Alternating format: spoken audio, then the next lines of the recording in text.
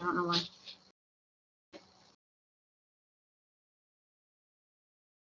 Okay, so we're ready.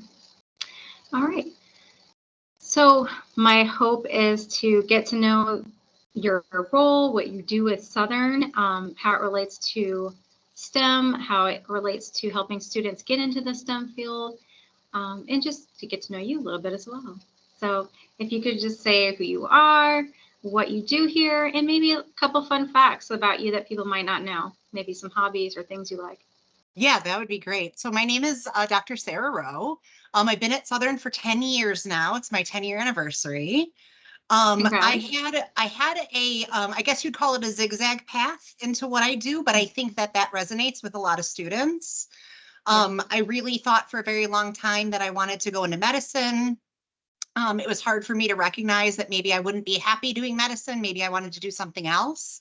But at that time, it was hard to understand anything really sciencey outside of research jobs or going into medicine. But I was really interested in the humanities. And so I started studying philosophy and in particular things like biomedical ethics. So like intersection between ethics and science. And that's what really resonated with me. So I come at a lot of science from having a background in science, but also largely from a humanities standpoint, whether it be history, social embeddedness of issues, understanding relations across races and cultures. And so I think that that's really helpful. So when I came on campus, they asked me to take over the Research Center on Values and Emerging Science and Technologies. And every year Sounds very fancy. Very fancy. We call ourselves RC Best for short, less fancy. Every year we have a couple of events. We pick a topic. This year's topic, it was race and medicine. I was just coming from that last event of the year, running from that last event of the year. How did it go? It went really well. This was a panel discussion. We had a panel of a couple of faculty members on campus, a couple students on campus. Last week, we all got together and watched a documentary about kind of what we learned about healthcare disparity over COVID, particularly in the Black community and communities of color. And then this week we gathered to kind of talk about that. So show the stats, really go through it, and then have professionals and students talk from the heart, how it's been for them, how it's been for their community. And so each year, we pick a topic, we have a speaker, we have student-focused events, we have faculty and staff join us for certain events.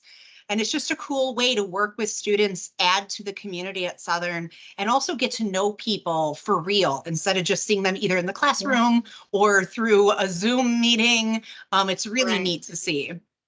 So as you get to work with them in smaller settings, smaller groups, really get to know people in the community.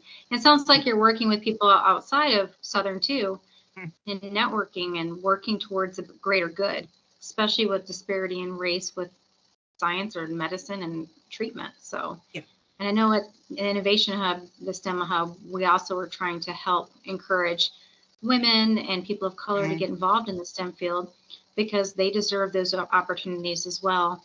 And Southern has such an amazing science programs here. So what could you speak on as far as the science programs at Southern? So I think that we have wonderful programs. And I think that one thing that we do really well is we individualize ourselves to students. And I'd like to see us keep moving in that direction because I think it makes us different from a larger university. So we're really well aware of who our students are. We're well aware that our students usually come from our area, Connecticut in general, but more specifically New Haven area. And they do tend to stay in the area, which is not common when you talk about like Yale or UConn. And so I really, exactly, or they're not from here originally, right? They don't have roots in the area. And so I really like that, we are in contact with people who are born and raised in the area, are interested in staying. Not all, of course, it's not required of them to stay in the state of Connecticut, but they have roots here, they have community here, and they're really interested in giving back to that community. So I am always pushing for us to do more about making the connection for our students about science and what it can do for their community. So I know, just given some of the literature, we notice that particularly underrepresented students drop out of the STEM pipeline at a quicker rate. than Oh, their white students, contemporary white students. So, and one of the reasons, at least we've hypothesized in academia, is it's not always clear how science helps unrepresented communities, underrepresented communities, especially if we go into like the history of how science, even medicine, has reacted to certain communities, has utilized certain communities, sometimes without telling them or against their will. So we get a kind of a negative connotation to it. So sometimes that exactly, yeah. doesn't excite them. No, Yeah. it That's doesn't, good to know. or it seems like such a big burden. They don't know if just they can get past it, right? What can just I Right. do? And Yeah. so I think Southern, we're doing a great job at helping our science students kind of come to understand that connection between STEM and community. And I think that's, Mhm. you know, that we're kind of on the cutting edge of that. Right. I can tell. And it's nice also that I've noticed we have small class sizes Yes. here at Southern, which is excellent. Right. And I've just from popping into meetings and panelists and people talking and hearing about internships, I'm hearing a lot of, I got an internship because my professor recommended this or connected me with this or that. So that just shows me that the professors really care about their students and want them to succeed. What is something that you would say you're proud of that you've accomplished here at Southern so far? I think that I'm proud of kind of the growth of the center that I was talking about. When I first got here, we weren't doing a whole lot with students. So I'm proud to kind of bring it all together. We had, I think, just like a keynote speaker series, but now we kind of pop into, like today we had a lot of public health students come because they really wanted to hear about the topic. And so, you know, creating these smaller, safe spaces where we can talk about something like race and medicine comfortably, right? Where people can talk about their own experiences without feeling maybe they ought not, or maybe, you know, we shouldn't be having this conversation. And so I really like, you know, kind of getting into the community, meeting with the students. And, you know, I really like that they show up and show out for these kinds of things because they're meaningful to them. Definitely. And as far as getting to know you a little bit as a person, besides what your role is, what are a couple of hobbies you might have or interests you might have? Yeah, so I actually am known for having a lot of hobbies. So I like to That's awesome. create things, and I like to get like a quick product, because in academia sometimes you don't, right? Like you'll think of a paper idea and then 6 years later you'll see it in print. And so by that point you just want to get rid of the paper, right? Like just be done with it. So I like to make things. And so I make crafty, like kind of. So I do stained glass windows. So I do leaded stained glass, which is really cool. I like to make my own I soap. took a stained glass class here at Southern many years ago. Did you? I didn't even know did. they I had loved one of it. those. I don't know if they do anymore. I Okay. graduated a while ago, but Okay. I loved that class. Yes. Very cool. It helped me with my patience too, right? Like you got to keep everything kind of just where it's supposed to be. It's like a puzzle. It is. I did cut my fingers up quite a bit. I know. Sanding I know their you edges. do. You do. Yeah. I'm an art major, so I do a lot of art. Yes, exactly. I do too. I find it really calming and centering and just kind of focused on me. I feel like a lot of my work at Southern is focused outside, right? Like what's going on, who needs me, where can I be helpful? And so when I'm at home, it's just kind of Sarah time. Therapeutic. That's right. That's right. Nice. Mhm. What else do you like to do? I've taken up weaving, and I like to learn how to weave kind of through different cultural lenses, just try on different ways that weaving came to be in different cultures. I'm still rather new at that. I've only been doing that for like 2 years. So, you know, I haven't got beyond anything like scarves or something. Like tablecloths, like really fancy tablecloths are still beyond me, but I do like to weave. I find that really meditative. I love that.